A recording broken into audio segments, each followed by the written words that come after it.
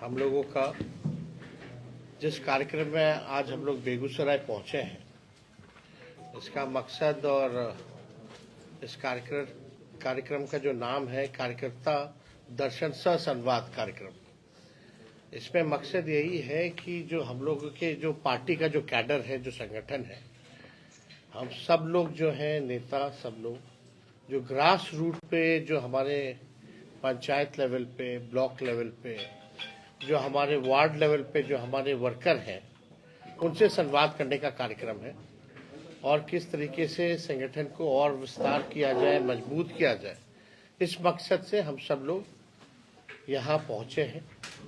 आप सब लोगों को पता है, जो ज़मीनी स्तर पे रहता है, जो पंचायतों में रहता है, जो ब्लॉकों में रहता है, उन सबको वहाँ की समस्या पता है। फायदा होता है कि पूरी तरीके से कार्यकर्ताओं से तो मुलाकात होती है, साथ ही साथ उस पंचायत की, इस बूथ की क्या समस्या है, क्या दिक्कतें आती हैं, इस पे भी हम लोगों को जानकारी और फीडबैक जो है माननीय कार्यकर्ता सब लोग देने का काम करते हैं। और उसी के तहत जो है पूरे बिहार में ये कार्यक्रम हम लोगों का चल रहा है। जो तीसरा फेज में हम लोग यहाँ बेगूसराय पहुँचे। तीसरे चरण में पूरे मुंगेर प्रमंडल में जितने जिले आते हैं, वहाँ हम लोगों का दौरा है और काफ़ी अच्छा कार्यक्रम चल रहा है, जो फीडबैक मिल रही है। और इस कार्यक्रम के तहत ही जो लोग कई बार जो है कार्यकर्ता जो बातें कहते हैं, जो गांव ग्रामीणों को जो दिक्कतें आती हैं, उन समस्याओं को हम लोगों के समक्ष लाते हैं। और इसी के तहत हम सब लोगों ने निर्णय भी लिया है और हम लोगों ने तय किया है हमारी पार्टी ने कि जिस प्रकार से जो सामाजिक सुरक्षा जो पेंशन है, मात्र 400 रुपये जो है मिलता है, चाहे दिव्यांग हो हमारे या जो विधवा बहनें हैं, माताएं हैं, उनको मात्र सुरक्षा पेंशन में जो है 400 रुपये मिलता है। हम लोगों ने तय किया है कि सुरक्षा पेंशन योजना और जो वृद्ध पेंशन जो है, जो बुजुर्गों का जो है वृद्धा पेंशन, उसको हम लोग जो है बढ़ा करके, अगर हमारी सरकार बनती है तो 1500 रुपये हम लोग जो है तय किया है कि इसको करेंगे। और लोगों की मांग है, कई बार लोग जो है दरखास्त करते हैं और हमको लगता है कि एकदम पॉसिबल है। जिस प्रकार से हम लोगों ने 10 लाख नौकरियों का वादा नहीं प्रण लिया था और केवल 17 महीने में 5 लाख लोगों को सरकारी नौकरी दी, 3.5 लाख नौकरियां प्रक्रियाधीन हम लोगों ने कराया। और उस समय हमारे चाचा माननीय मुख्यमंत्री जी कहते थे कि असंभव है 20 में, कहाँ से लाएगा पैसे, लेकिन उन्हीं के हाथों हमने 5 लाख लोगों को नियुक्ति पत्र वितरण कराने का काम किया। बिहार गरीब राज्य है, पिछड़ा राज्य है, गरीबी है, पलायन है, महंगाई से लोग जो है परेशान हैं, बेरोजगारी सबसे बड़ा जो है मुद्दा है। इसके तहत जो है हम सब लोग बिहार घूम रहे हैं और लोगों से फीडबैक ले रहे हैं। पता चल रहा है कि लोग जमीन सर्वे से जो लोग हैं परेशान हैं, स्मार्ट मीटर बिजली के बिल से लोग जो है परेशान हैं। और हम लोगों को तब एहसास हुआ कि इसमें हम लोगों को सदन से सड़क तक आवाज़ उठाना चाहिए। स्मार्ट मीटर के तहत हम लोगों ने सदन में भी इस सवाल को उठाया और सड़क पर भी इस सवाल को उठाया। और हम लोगों ने कई बार कहा है कि 200 यूनिट फ्री बिजली अगर हमारी सरकार बनती है तो 200 यूनिट फ्री में बिजली हम लोग देंगे। और यही नहीं करेंगे, अभी हम लोगों की कोशिश भी होगी कि अभी जो मौजूदा सरकार है उससे भी 200 फ्री यूनिट बिजली जो है हम लोग दिलवाने का काम करें। और मुझे लगता है कि इसमें हम विपक्ष मजबूर करेगा सरकार को कि किसी भी हालत में 200 यूनिट फ्री बिजली लोगों को मिले और स्मार्ट मीटर से भी जो परेशानी जो लोगों को हो रही है, इस समस्या का हल हो। देखिए, हम लोग मुद्दे की बात करते हैं, पढ़ाई, दवाई, कमाई, सिंचाई, सुनवाई और कार्रवाई वाली सरकार चाहते हैं। माननीय मुख्यमंत्री जी का इकबाल जो है अब खत्म हो चुका है। अब माननीय मुख्यमंत्री बिहार नहीं चला पा रहे हैं, थके हुए हैं। कुछ चंद अधिकारी हैं, कुछ चंद उनके आसपास जो लोग हैं, उनका चेहरे का केवल इस्तेमाल कर रहे हैं। भाषण देने से भी मना कर दिया गया। पूरे विधानसभा सत्र में जो अभी सत्र हुआ था, एक शब्द भी दोनों सदन में, चाहे विधानसभा हो या विधान परिषद हो, एक शब्द भी माननीय मुख्यमंत्री जी ने गंभीर विषयों पर कोई बात सदन में नहीं कहा। ये पहली बार ऐसा हुआ। ये क्यों हुआ है, क्या है? मुख्यमंत्री सदन के नेता होते हैं, सबकी अपेक्षा होती है, उम्मीदें होती है कि गंभीर से गंभीर मसले, जो जनता की जो समस्याएं हैं या जो विपक्ष जिन मुद्दों को उठा रहा है, उस पर कुछ वक्तव्य दें। लेकिन माननीय मुख्यमंत्री जी हर एक इशू पर उन्होंने चुप्पी साधी हुई है। अब वो बोलने नहीं दिया जा रहा है या क्या कारण है, ये तो वही बता पाएंगे। लेकिन हम सब लोग देख रहे हैं कि जिस हिसाब से प्रशासन चल रहा है, पूरे बिहार में अफसरशाही जो है लागू हो चुकी है। ब्लॉक थाना चले जाइए, भ्रष्टाचार ही भ्रष्टाचार है। बिना घूस के कोई काम नहीं हो रहा। अपराध जो है लगातार जो है बढ़ता जा रहा है। अपराध का तो हम लगातार जो है बुलेटिन जारी करते हैं। कितने वारदात हो रहे हैं, हत्या, लूट, अपहरण, रेप जैसे मामले हैं, लेकिन पुलिस जो है पूरी तरीके से फेल हो चुकी है। कोई भी पीड़ित परिवार है या पीड़ित व्यक्ति है, उसको इंसाफ ये लोग नहीं दिला पा रहे हैं। इन्वेस्टिगेशन के नाम पे जीरो है। कोर्ट जाते जाते तो जो अपराधी भी होता है वो भी बड़ी हो जाता है। ये स्थिति बनी हुई है। तो पूरे बिहार में आप देखिएगा, मौजूदा जो सरकार है, हम लोगों की अपेक्षा थी चलो भाई माननीय मुख्यमंत्री जी अब जो है इतनी सीटें ले आए कि मोदी जी प्रधानमंत्री बन गए। आज भी देखिएगा कि जो समर्थन जो नीतीश कुमार जी का है, समर्थन के अब तो सरकार के पार्ट है। अगर बिहार ने इतना वोट, इतने एमपी मोदी जी को दिए लगातार 3 टर्म से, 3 बार लगातार, बिहार को इसके एवज में क्या मिला? यही माननीय मुख्यमंत्री जी बोलते थे विशेष राज्य का दर्जा देंगे, मांग करते थे। हम लोगों की पुरानी मांग थी पार्टी की। उसके बाद माननीय मुख्यमंत्री जी क्या क्या सदन में हो या दिल्ली भी गए, किस लिए गए थे? बिहार को विशेष राज्य का दर्जा के लिए। अब कौन देगा विशेष राज्य का दर्जा? सरकार में बैठे हुए कौन हो? वही बीजेपी के लोग। उन्होंने तो मना कर दिया, विशेष राज्य का दर्जा नहीं देंगे। आज नीतीश कुमार जी की ऐसी स्थिति है, अगर अब नहीं विशेष राज्य का दर्जा दिला पाएंगे, क्योंकि भारत सरकार जो है उन पर निर्भर कर रहा है, तब कब दिला पाएंगे?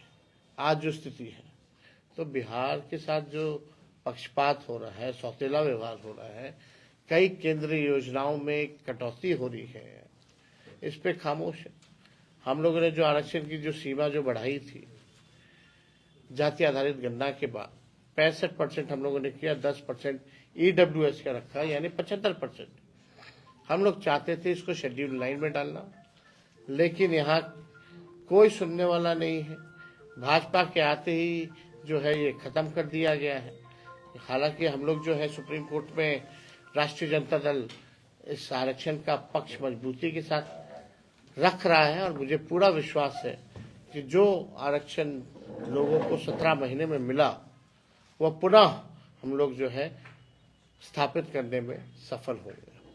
तो इस सारी इश्यूज को लेकर के हम लोग जो है सरकार से भी सवाल पूछते हैं, जनता की समस्या को भी उठाते हैं। जो जनहित के काम है वो हो, लोगों को लाभ पहुंचे, बिहार हमारा आगे कैसे बढ़े, तरक्की हो। लेकिन कोई विजन नहीं है बिहार सरकार का। आप बताइए कि एनडीए की सरकार बनी तो कौन सी योजना है जो इन लोगों ने लाया है? बीजेपी आई, उनकी कौन सी योजना आई है? ये तो वही घिसा पिटा सरकार जो है चल रहा है। हम लोग आए तो आईटी पॉलिसी बनाए, हम लोग आए तो स्पोर्ट्स पॉलिसी बनाए, हम लोग आए तो टूरिज्म पॉलिसी हम लोगों ने बनाने का काम किया। हम लोग 17 महीने थे तो 50,000 करोड़ का एमओयू निवेशकों से साइन करवाने का काम किया, आरक्षण बढ़ाया, जाति आधारित गणना कराई, नियोजित शिक्षकों को हम लोगों ने 4.5 लाख जिनकी संख्या थी उनको राजकीय कर्मी का दर्जा दिया। स्वयं सहायता समूह, तालमी मरकज से लेकर विकास मित्र, टोला सेवक, आशा, ममता, सबके मानदेव को हम लोगों ने दुगुना किया। हम लोगों ने 5 लाख नौकरियां तो दी ही दी, 3.5 लाख प्रक्रियाधीन कराया। 17 महीने में आप सब जानते कोई पेपर लीक नहीं हुआ। माननीय मुख्यमंत्री जी कोई कार्रवाई नहीं कर रहा। तेजस्वी के पहले पेपर लीक, तेजस्वी के बाद पेपर लीक, अभी सीएचओ का हुआ पेपर लीक। 2000 पद जिसको हमने सृजित कराने का काम किया था उसमें भी पेपर लीक, नीट में पेपर लीक, कोई परीक्षा हो पेपर लीक, लेकिन कार्रवाई किस पे हो रही है? तो पूरी तरीके से माफियागिरी जो है, बिहार सरकार पूरा माफियाओं को संरक्षण दे रहा है, काम कर रहा है। लोग परेशान हैं, नौजवान, बूढ़े, महिला, बच्चे सब इस सरकार में जो है परेशान है। तो हम लोगों को, विपक्ष के लोगों की और जिम्मेदारी बनती है, बड़ी जिम्मेवारी है कि इसको बखूबी किस प्रकार से हम लोग निभाएं। और उसी सिलसिले में यात्रा होने से लोग, पंचायत के लोगों से मिलने पे जो हमारे वर्कर हैं या बूथ स्तर के हैं, तो ऐसा पहले कार्यक्रम नहीं था। जनसभाएं होती रहती हैं, रैलियां होती रहती है, चुनावी सभा होती है, लेकिन ओरिजिनल जो फीडबैक है वो नहीं हो पाता। माननीय मुख्यमंत्री जी संवाद पे निकल रहे हैं, यात्रा पे, और 250 करोड़ रुपए जो खर्च कर रहे हैं अपनी जनता से बात करने के लिए, आपको 250 करोड़ रुपए चाहिए। ये कहां से है? कहां 250 करोड़ रुपया कहां खर्च होगा? ये यात्रा नहीं, ये बल्कि भ्रष्ट अधिकारियों की, भ्रष्टाचार का छूट की यात्रा है। ये स्थिति बनी हुई है। अरे मुख्यमंत्री हैं, अपनी जनता मालिकों से बात करने के लिए क्यों पैसा चाहिए 250 करोड़ रुपया? आप कहते हो बिहार गरीब राज्य है और अपने यात्रा पे 250 करोड़ रुपए खर्च करा रहे हैं। और ये भी नहीं कि हर जिले जा रहे हैं। मान लीजिए मुंगेर आए हैं तो खगड़िया, बेगूसराय के लोगों को बुला लिया, और जाने वाले कौन लोग हैं, कितने लोग हैं? 1-2 घंटे में क्या 3 जिलों के लोगों की समस्याएं हल हो जाएंगी? सबसे बात हो जाएगी। 3 जिले का 1 घंटे में आप निपटारा कर दीजिएगा, 250 करोड़ रुपया खर्च किस चीज के लिए? ये तो हम लोग जानना चाहते हैं। बिहार के गरीबों का, जनता का पैसा है, ये कहाँ खर्च कर रहे हैं? तो ये सारे मुद्दे हैं जिसको लेकर के हम लोग सब लोगों से बात कर रहे हैं, और जहां भी जरूरत पड़ रही है हमारी पार्टी सब लोगों के साथ खड़ी है। आंगनबाड़ी बहनें जो हैं वो उनकी समस्याएं हैं, और हम लोग जरूर उनकी समस्याओं का निदान कराने में सफल रहेंगे आगे। तो और कोई सवाल अगर आप लोगों का होगा तो पूछ सकते हैं। बिहार के सरकारी कर्मचारी पुरानी पेंशन के लिए आपकी तरफ देख रहे हैं। हम तो सदन में ही बोले थे कि भाई ओल्ड पेंशन नियम जो है वो लागू किया जाए, और ये तो हमारे मैनिफेस्टो में है। और जब हम लोगों की सरकार बनेगी तो ओल्ड पेंशन नियम को हम लोग जरूर लागू करेंगे। और कोई सवाल आप लोग का? किसानों का आंदोलन शुरू हो गया, एमएसपी को कानूनी दर्जा देने की मांग को लेकर फिर से किसान कुछ कर रहे हैं, इसको देखिए सही मूल्य तो मिल नहीं रहा। ये तो मोदी जी से पूछना चाहिए कि 22 तक सबका आय दुगुना कर देंगे, 24 हो गया, तीसरा टर्म चला रहे। बताइए कौन से किसान का आय दुगुना हुआ? लागत आप देख रहे हैं, जितना महंगा हो गया है सब चीज, महंगाई से लोग परेशान हैं। किसानों का कर्ज तो माफ नहीं होता, लेकिन पूंजीपतियों का कर्ज माफ हुआ मोदी जी के राज में। किसान आंदोलन दिल्ली में हुआ, हरियाणा में हुआ, पंजाब में हुआ। एक बार भी माननीय मोदी जी प्रधानमंत्री किसानों से बात किए, चर्चा किए? कोई चर्चा नहीं, कोई बात नहीं। और मंडी तो माननीय नीतीश कुमार जी ने खत्म किया बिहार से। ये व्यवस्था जो थी पहले, क्या लाभ हो रहा है, नुकसान हो रहा है, आप लोग के सामने है। ये तो भारी डबल इंजन की सरकार नहीं है, भ्रष्टाचार और अपराध में की सरकार है। एक इंजन भ्रष्टाचार और एक इंजन जो है अपराध, यही सरकार। क्या कहना है? ईवीएम से बहिष्कार कर रही है कांग्रेस की, ईवीएम से चुनाव हम लोग नहीं चाहते हैं, बैलेट पेपर से हो। अब ईवीएम हो कुछ भी हो, आप सरकारी संस्थाएं जितनी हैं उन सबको तो हाईजैक बीजेपी ने कर लिया है। जितने भी आप देखिएगा संवैधानिक कॉन्स्टिट्यूशनल इंस्टीट्यूशंस जितने हैं, कोई फेयर काम कर रहा है क्या? मोदी जी के हिसाब से चलते हैं लोग। यूपी का चुनाव की तारीखें बदल दी जाती हैं, बाई इलेक्शन जो हुआ, ऐसा कभी हुआ था क्या? हमारे यहाँ छठ चल रहा, तारीख बदल रहा, जाना वहां।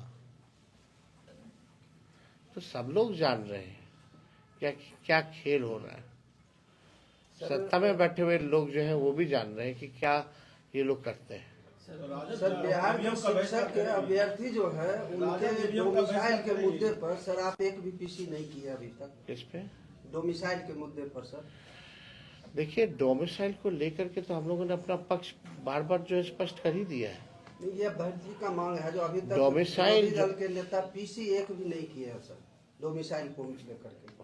अब आप जब संवैधानिक जब है, हम लोगों के मैनिफेस्टो में है, कई बार सदन में हम इस बारे में बोल चुके हैं, तो पीसी का क्या मतलब रह गया जब हम विधानसभा में बोल रहे तो? सर युवा के लिए आप युवा नेता है, आवाज तो आप भी उठाएंगे अगर सर। मुख्यमंत्री बनते हैं तो शराबबंदी को लेकर के आने वाले समय में कुछ नियम में क्या करेंगे, बदलाव या कुछ भी? जब समय आएगा तो हम लोग बताएंगे। सर आपने कहा कि 24 में हम झारखंड जीते हैं, 25 में बिहार जीतेंगे, लेकिन उपचुनाव के नतीजे में आपको असफलता हासिल हुई। क्या लगता है कि 25 का चुनाव आसान होगा आपके लिए बिहार का? जब उपचुनाव ही है तो मेन चुनाव क्यों करा रही हो? तो जब चुनाव आएगा तो उसमें हम लोग पूरी तरीके से जीतेंगे। और उपचुनाव का नतीजा आप देख लीजिए, कभी भी हुआ हो बिहार का कई बार उपचुनाव हुए बिहार में, क्यों पहली बार थोड़ी उपचुनाव हुआ। उपचुनाव के जो नतीजे हैं, जो मेन चुनाव का जो नतीजा है, उसमें अंतर रहता ही है। बेगूसराय में सर 7 विधानसभा सीट है, उसमें क्या रणनीति होगी सर महागठबंधन जीतने के लिए? सर जीतने के लिए सबको जोड़ना भाई, जोड़ोगे तब तो वोट बढ़ेगा। सर नौकरी का जो और क्या रणनीति होती है? सर नौकरी का जो बात कर रहे हैं, आप भी क्रेडिट ले रहे हैं, नीतीश जी भी क्रेडिट हम कहाँ ले रहे हैं, हम तो सब उन्हीं को दे रहे हैं क्रेडिट ले। लेकिन जब उनके साथ थे उस समय भी लॉ एंड ऑर्डर काफी बिगड़ गया था, वो क्यों नहीं आप क्रेडिट ले रहे हैं सर? क्या लॉ? जिस समय क्राइम आपके रीजन में भी क्राइम ज्यादा बढ़ रहा था। आधार क्या है? आप बढ़ गया, घट गया। मेरे हटने के बाद और जब हम थे 17 महीने, तो थोड़ा एनसीआरबी का आंकड़ा देख लीजिए। आंकड़ों पे बात होती है। जब तक if you don't have scientific data you can not analyse, है ना, and you can not be a जज। आप जज तभी कर सकते हैं जब आपके पास साइंटिफिक डेटा हो, है ना। यात्रा कर रहे हैं, संसदीय क्षेत्र विकास का, वो हिंदुओं को एक करने के लिए यात्रा में निकालते हैं, आप उनके क्षेत्र में यात्रा कर रहे हैं। टेक्सटाइल इंडस्ट्री कितना टेक्सटाइल पार्क दिए हैं क्या? जो यहाँ के जो एमपी हैं, मंत्री हैं केंद्र में कई बार से, बिहार का लोग जन्म करता है कि कौन सा मंत्रालय है उनके पास, क्या चीज के मंत्री है? जरा जाके ग्रामीण में पूछिएगा तो आपने कोई उपलब्धि तो है नहीं, 10 साल से मंत्री है, बेचारा करेंगे क्या? यही करेंगे। कोई मतलब है? असंवैधानिक काम में उनको दिलचस्पी है तो उसका क्या उपाय है? आपने अभी कहा कि पुलिस कॉन्फ्रेंस एक बर्निंग इशू है बेगूसराय का, हमारे माननीय विधायक भी बैठे हुए हैं बगल में, कांवर झील पश्चिम बिहार। तत्कालीन मुख्यमंत्री लालू जी, आपके पिताजी वहाँ कई बार गए, उन्होंने गेस्ट हाउस का उद्घाटन किया।